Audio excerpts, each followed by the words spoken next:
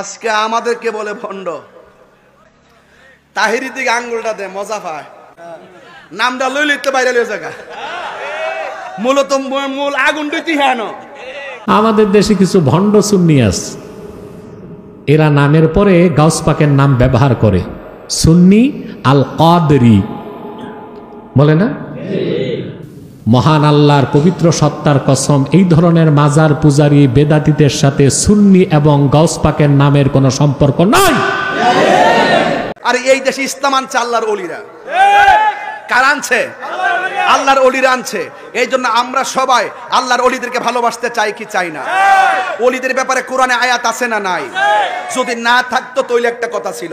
রাসূল বলছেন, মান হাদিসে কুদসির মধ্যে আছে, মান আদালি ওলিয়ান ফাকাদ আযানতুহু বিল হারবে। যারা ওলি আল্লাহর সঙ্গে গাদ্দারি করবে, যারা ওলি আল্লাহর সঙ্গে বেয়াদবি করবে, স্বয়ং আল্লাহ তার বিরুদ্ধে যুদ্ধের ঘোষণা করেছে। কথা বলেন ঠিক কি না? আমরা কিছু করতে হবে না, ওলি আল্লাহর বিরুদ্ধে যাইবা, দেখবা উঠতাছে হঠাৎ করে হইরা মরে গেছে। সাবধান বলে দিলাম। তাহলে মাজার কি সেজদার জায়গা নাকি জিয়ারতের জায়গা? কদম বসি করা সুন্নতের রাসূল, কদম বসি করা সুন্নতের রাসূল। বাবু কবুলাতুর রিজলি ওয়ালিয়াদে, হাতে এবং পায়ের মধ্যে চুমা দেওয়া জায়েজ আছে। পীর মাশায়েখকে, মা বাবাকে, উস্তাদকে, সম্মানিত ব্যক্তিকে চুমা দেওয়া জায়েজ আছে। রাসূল করিম সাল্লাল্লাহু আলাইহি সাল্লামকে চুমা দিয়েছেন, এই জন্য এই চুমা দেওয়া জায়েজ আছে। এই জন্য একটার ওয়াজ আরেকটা লাগাইবেন না। আপনারা মনে রাখবেন, যারা ওলি আল্লাহকে আল্লাহ মনে করে আপাদা হয়ে গেছে সাজদা মাইরা দেয়, তাইলে মনে তারা মুশরিক হয়ে গেছে। কথা কোন ঠিক না বেটি? ওলি আল্লাহ ওলি আল্লাহ। আমরা আল্লাহকে সম্মান করি, আল্লাহ জানি না। নবীকে সম্মান করি, নবী জানি না। উস্তাদকে সম্মান করি, উস্তাদ জানি না। মাকে সম্মান করি, মা জানি না। পীরকে সম্মান করি, পীর জানি না। আমরা আল্লাহর সঙ্গে কাউকে তুলনা করি না। তাহলে আপনার জলে কি লেগে? এইগুলো অপপ্রচার, এগুলো কি আমাদের প্রতি মিথ্যা অপবাদ আর তুহমত দেয়। এজন্য আমি ভেরিফাইড পেজ থেকে আমি কিন্তু গত কিছুদিন আগেও কিন্তু আমি স্ট্যাটাস দিয়েছি যে মাজার জিয়ারত করা সুন্নত, সেজদা দেওয়া হারাম, আল্লাহ ছাড়া কাউকে সেজদা করা যাবে না, কদম বসি করা সুন্নত। জোরে কন্যা সুবহানাল্লাহ। মাথা নোয়াইলেই সেজদা হয় না বাবা, মাথা রাখতে হবে, হৃদয়ে ধারণ করতে হবে। আমি কাকে কোন ভাবে সম্মানটা করতেছি। মাথা তুললেও কিন্তু শিরিক করেন যা, মাথা উড়ায়ও কিন্তু মুশরিক হয়ে যায়। আছে কিনা বলেন? আমি যদি এই মুহূর্তে আল্লাহর সঙ্গে মুখ দিয়ে কারোর সঙ্গে আল্লাহর সঙ্গে শরিক করি, তাহলে কি আমি মুশরিক হব না? তার মানে মজা গেল মাথা নোয়ানোর সাথেই শুধু সম্পর্ক না, মাথা উছায়ও শিরিক হয়ে যায়। আছে না নাই বলেন?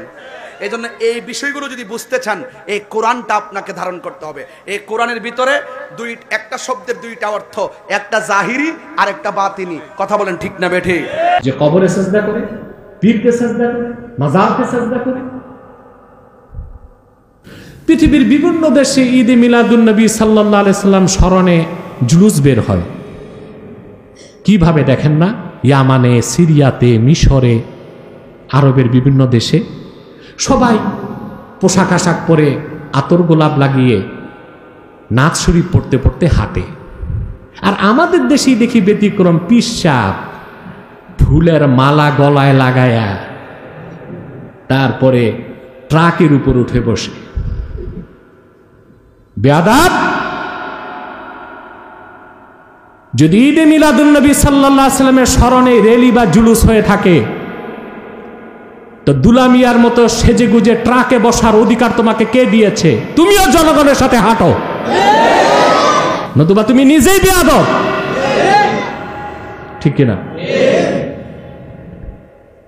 এরপর এরা এমন সব কাজকর্ম করে, কথা বলে, যা ইমানের উপর আঘাত আনে না? এরা কি সুন্নি, কাদরি, চিশতি, নকশবন্দি, মুজাদ্দিদি? একটাই নাম, বেদাতি। আমাদের দেশে দুইটাই সমস্যা আছে। একটা হচ্ছে ওহাবি সমস্যা, লামাজহাবিরা, আর একটা হচ্ছে বেদাতি সমস্যা। আমাদেরকে গ্রহণ করতে হবে মধ্যপন্থা, সম্পূর্ণ সুন্নত তরিকায় জীবন যাপন করতে হবে। কথাটা বুঝতেছেন? আমাদেরকে ময়দানে লড়াই করতে হয় দুই বাতিলের সাথে, এই দুই পন্থী বাতিলের সাথে, কুফরপন্থী বেদাতি আর শিরকপন্থী বেদাতি। এই দুই দলের সাথে আমাদেরকে লড়াই করে টিকে থাকতে হয়। তবে আল্লাহর নুসরত, রহমত, জনগণের সমর্থন খাঁটি আহলুস সুন্নাহ ওয়াল জামাতের পক্ষেই আছে। আলহামদুলিল্লাহ। তো সুন্নত কি? শুধু দাড়ি টুপি সুন্নত না, এখানেই এসে আমাদের সমস্যা হয়ে গেছে।